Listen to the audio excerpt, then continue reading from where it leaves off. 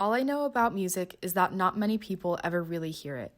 And even then, on the rare occasions when something opens within and the music enters, what we mainly hear or hear corroborated are personal, private, vanishing evocations. But the man who creates the music is hearing something else, is dealing with the roar rising from the void and imposing order on it as it hits the air. What is evoked in him, then, is of another order, more terrible because it has no words, and triumphant too for that same reason. And his triumph, when he triumphs, is ours. I once thought that the color of my skin and the place from which I came protected me from being the oppressor. I am foreign and I am brown.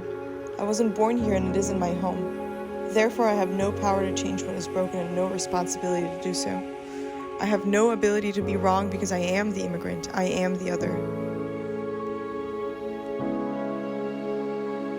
I could have lived my entire life in innocence, but Baldwin gently forced my eyes open. He helped me find meaning behind my struggle with my religious upbringing.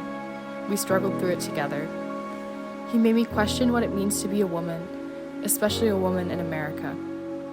I saw the hypocrisy and paradoxes in the world around me. Sometimes Baldwin made me afraid of how long I have lived in darkness, afraid of abandoning the innocence that is so comfortable yet so filled with guilt. But then he always gave me hope. He made me reflect on my actions and understand my nature. James Baldwin has a rare power to make you truly see yourself. That is the kind of artist that I want to become. To be confronted with the morality of whiteness is to be challenged to view yourself as white. White in certain actions and white in the way you approach life. In your eyes, I am brown, but there are moments of my life in which I chose to be white. When I sat quietly and remained behaved in my 10th grade classroom as my peers ripped my home apart the day after a terrorist attack in Paris. I chose to be white when I absolved myself of my brothers and sisters at home by claiming the luck that I hold by looking nothing like them. By othering those who have raised me and loved me in the pursuit of following the seduction of being white, of being a true American. The American who, after setting foot on the land of others, chose violence to triumph. The American who, to continue to prosper, created the black man and limited his worth.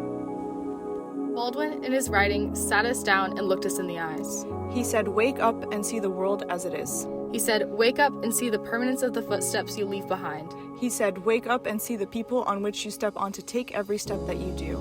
He said, "Wake up and look at the footsteps that have stepped on you too." Gently, he shatters the lens in which we view the world and instead sets us in front of a mirror. He shows us that we, our thoughts, our actions, who they affect, we are the world. For while the tale of how we suffer and how we are delighted and how we may triumph is never new, it always must be heard. There isn't any other tale to tell. It's the only light we've got in all this darkness.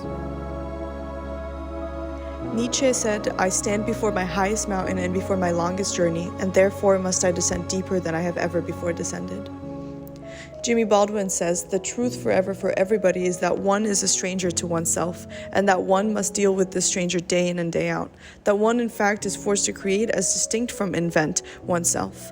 Life demands of everyone a certain kind of humility, the humility to be able to make the descent that Nietzsche is talking about. Today, I make the choice to descend, and I urge you to embark on the same journey."